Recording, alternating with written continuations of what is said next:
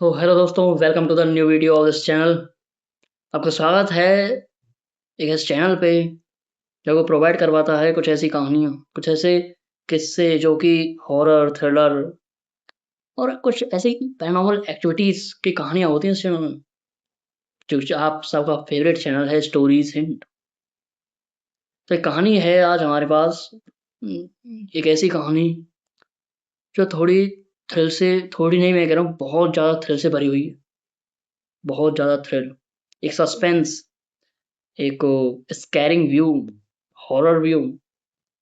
तो ये जो कहानी है, असल में मैं पहले आपको बता देता हूँ कि इसमें नाम, जितने भी किरदार हैं, जितने भी लोकेशंस हैं, ये सब कुछ चेंज हैं। चेंज ऑब्वियसली यार चेंज करनी पड़ती हैं, क्योंकि असल में किसी की प्राइवेसी हर्ट नहीं होनी चाहिए इससे। तो चलिए कहानी शुरू करते हैं। तो ये जो कहानी है, ये हमें एक शनाया नाम की लड़की ने भेजी है। शनाया कहती है कि वो बताती है हमें कि मेरी फैमिली में हम 4 बंदे हैं। उसकी मम्मी, पापा और उसका एक छोटा भाई। लड़की का नाम शनाया, उसकी मम्मी का नाम श्वेता और उसके पापा का नाम है राहुल। और उसके एक छोटा भाई है जो कि 10 साल का है, उसका नाम है गोलू। जो शनाया है वो 15 साल की लड़की है। अब यहाँ पे जो 2 नाम आए हैं ना, राहुल और गोलू, इन 2 नामों पे गौर कीजिएगा, क्योंकि ये दो, इन दोनों नामों के ऊपर ही कहानियाँ बन रही हैं। और ये जो कहानी, मतलब जिसके ऊपर कहानी बनी है, जो उससे कहानी जुड़ी हुई है ना, ये राहुल नाम के व्यक्ति के ऊपर, मतलब शनाया के पापा के ऊपर है। तो हम इसमें शनाया के पापा को राहुल नाम से एड्रेस करेंगे, ना कि उसके बार-बार उसको पापा नहीं कहेंगे। चलिए कहानी अब शुरू करते हैं। असल में जो शनाया के पापा हैं, उनका जो काम है ना, वो मतलब पीडब्ल्यूडी जैसा अपना वो विभाग होता है, रोड्स और ये सड़क ये सब बनाने का। तो पीडब्ल्यूडी विभाग में ऑफिसर हैं। और उसकी जो मम्मी हैं, श्वेता, वो भी पीडब्ल्यूडी विभाग में ऑफिसर हैं। मतलब दोनों गवर्नमेंट जॉब में हैं। तो इसलिए दोनों के ट्रांसफ़र्स अलग हैं। दोनों, जैसे कोई एक अलग शहर में है, तो कोई दूसरे अलग शहर में है। तो इस तरह वो बताती है शनाया, ये जो कहानी है ये बहुत ही पुरानी, मतलब वो कहती है कि ये जो कहानी है 2014-15 समथिंग की है। उस टाइम ये कहानी है, क्योंकि उस बात से वो अब भी थोड़े ऐसे चिंतित हैं, जो कि मानसिक स्थिति सही नहीं है उस फैमिली की अब भी। तो असल में होता कुछ यूँ है कि शनाया, उसकी मम्मी और वो जो छोटा भाई है, जो लड़का है ना गोलू, ये तीनों रहते हैं अलग। ये तीनों रहते हैं मंडी डिस्ट्रिक्ट में, उत्तराखंड की मंडी डिस्ट्रिक्ट में। गौर कीजिए इस एरिये पर। और उसके जो पापा उनका थे, जैसे पीडब्ल्यूडी विभाग में है, तो उनका ट्रांसफ़र हो जाता है। वो अलग रहते हैं, वो रहते हैं बिलासपुर में। बिलासपुर में रहते हैं। और वहाँ पे ही अपना जैसे ऑफ़िस है, पीडब्ल्यूडी का ऑफ़िस है, उसी ऑफ़िस में ही उन्हें गवर्नमेंट क्वार्टर मिला हुआ है। ये सरकारी घर है। और सर साहब, जैसा आप जानते हैं कि सरकारी घर ऐसे होते हैं, मतलब थोड़े पुराने से, पेंट-वेंट झट रहे हैं, दीवारें ठीक नहीं हैं। इस टाइप से हम ना, वो घर होता है। वो घर अब मैंने आपको जैसे बता दिया है। तो कहानी असल में ऐसा होता है, जिस दिन जो शनाया के पापा है ना राहुल, वो जैसे वहाँ पे शिफ्ट होते हैं उस घर में। अपना सुबह जैसे अपना सब ऑफ़िस का काम है, उसमें एक ऑफ़िस में काम किया था उनका, वो एक क्लर्क टाइप से थे, वो सिर्फ़ क्लर्क थे। उस मतलब पीडब्ल्यूडी विभाग में उनका कार्य था क्लर्क का। और अपने अकाउंटेंट्स का भी काम है, वो संभालते थे। तो जैसे सुबह अपना काम किया, जितने भी अपने कलीग्स थे, ये सब आए, अपना काम-वाम कंप्लीट किया, सब एम्प्लॉइज़ चले गए। अब जैसे ही शाम होती है ना, शाम टाइम वो तो अपने ऑफ़िस में रहते, जो राहुल है वो अपने ऑफ़िस में ही रहेगा। तो वहाँ कुछ ऐसा होता है जो, मतलब उसके वहीं से चेंजमेंट्स, वहीं से उसकी ज़िंदगी बर्बाद होनी शुरू हो जाती है। कुछ हुआ यूँ कि जिस दिन वो शिफ्ट हुआ, उस दिन रात को जैसे अपने परिवार से नॉर्मल बातें करता है, फिर अपने सोने की तैयारी करता है। करीबन रात के 11 बज के 30 मिनट पर, साढ़े 11 बजे उसकी डोर पे नॉक होती। वो घबरा जाता है इस नॉक से। ऐसा इसलिए क्योंकि उसी ने ही ऑफ़िस का गेट बंद किया था। ऑफ़िस के बाद फिर वो अपने घर में आया। जब गेट बंद है और ना ही वहाँ कोई गार्ड है, ना कुछ। गेट बंद है, गेट का ताला लगा हुआ है, फिर वहाँ से गेट, उसके बाद उसके घर का गेट किसने नॉक किया? सवाल ये उठता है। वो मतलब बहुत ज़्यादा घबराया, पसीने-पसीने हो जाता है, वो घबरा जाता है बिल्कुल। फिर वो धीरे-धीरे कदमों से अपना जाता है गेट तक, गेट खोलता है। जैसे वो गेट के करीब-वरीब जाने लगता है ना, वो जो उसकी साउंड है नॉकिंग की, वो बंद हो जाती है। गेट खोलता है, गेट के पास उसे कुछ नहीं दिखता। लाइट, और जैसे ही वो गेट खोलेगा, वो तुरंत लाइट चली जाती है। तो अपना जैसे फ्लैश लाइट ऑन करता है, क्योंकि घबरा तो बहुत ज़्यादा गया था, तो अपना भाग के आएगा, बेड पे अपना मोबाइल वोबाइल देगा, फ्लैश लाइट अपने मोबाइल ही ऑन करेगा। और वो नीचे अपना जाता है, जहाँ वो जो मेन डोर है जिसका ताला लगाया था, वहाँ जाएगा, वहाँ पे अपना जो लीवर है ना, इलेक्ट्रिसिटी का, बिजली का जो लीवर है वो डाउन है, उसको ऊपर करेगा। तो ये कुछ एक घटना सी होती है। उसके बाद वो अपना फिर से बाहर आता है, बेड पे अपना सो जाता है रूम पे आके। तो अपनी वाइफ को कॉल करता है, उससे बातें करता है कि यार ये सब हुआ है। तो वो कहती है कि अब मतलब डोर नहीं खोलना, ऐसा-ऐसा। मतलब देखते हैं, रहता है ना कि जो फैमिली होती है वो थोड़ी इन एक्टिविटीज़ से डर जाती है। देखिए ऑब्वियसली फैमिली यार घबरा जाती है, आप सब जानते हैं इस बात को। तो फिर वो अपना वो सो जाता है। सुबह फिर वही अपना जितना भी काम है वो सब कंप्लीट करेगा, ऑफ़िस जाएगा, जो भी उसके काम है, वेरिफ़िकेशंस हैं, अकाउंटेंट्स का काम है, वो सब कंप्लीट करके अपना वापस आता है। फिर रात में यही चीज़, डोर नॉक होता है, फिर वो कर जाता है, कोई नहीं दिखता, यही सब।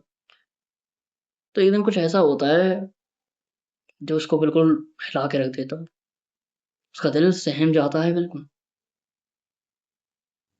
तो जैसे ही वो घटना होती है ना नॉकिंग की, डोर नॉक होता है, तो वहाँ ये देखता है कि डोर नॉक के बाद उसने गेट खोला, देखा तो उसे कुछ नहीं, लेकिन उसे दूर एक काली परछाई दिख रही थी, एक काली परछाई। और जैसे ही वो उस काली परछाई को देखता है भाई, उसकी मतलब इतनी हालत ख़राब, गेट बंद करके तुरंत पेड़ पे आके हनुमान चालीसा चला देता है और पसीने-पसीने हो गया था वो। तुरंत अपने एक दोस्त को कॉल करता है, जो उसका कलीग था, जो उसके मतलब उसका जूनियर एम्प्लॉयी था, उसके अंडर कार्य करता था, वो था मुकेश। ठीक है, मुकेश नाम पे गौर कीजिएगा, क्योंकि ये मुकेश इस कहानी में मेन रोल अदा करता है असलियत में। मुकेश आता है, मुकेश अपने मतलब कहता है कि साहब अपना शांत रहिए, कोई नहीं, अपना नॉर्मल में ही रहता है। वो रोने लगता है भाई, मतलब जो राहुल है, इतना परेशान हो गई, वो रोने लगता है उसके सामने। वो कहता है कि नहीं यार मुकेश, आज तुम यहीं रुक जाओ, आज मेरे साथ रहो, मुझे ये घर चेंज करना है, ऐसे-ऐसे। तो मुकेश बताता है, असल में जो मुकेश नाम का लड़का है, वो अपने जो बिलासपुर डिस्ट्रिक्ट है ना, बिलासपुर में पुराने रहने वाले थे। करीबन 15-20 साल से वो बिलासपुर में ही रह रहे थे, लोकल थे वहाँ के। तो मुकेश बताता है कि साहब जैसा आप इस क्वार्टर में रह रहे हो ना, जितने भी बड़े ऑफिसर्स आए हैं, वो यहाँ नहीं रहते हैं।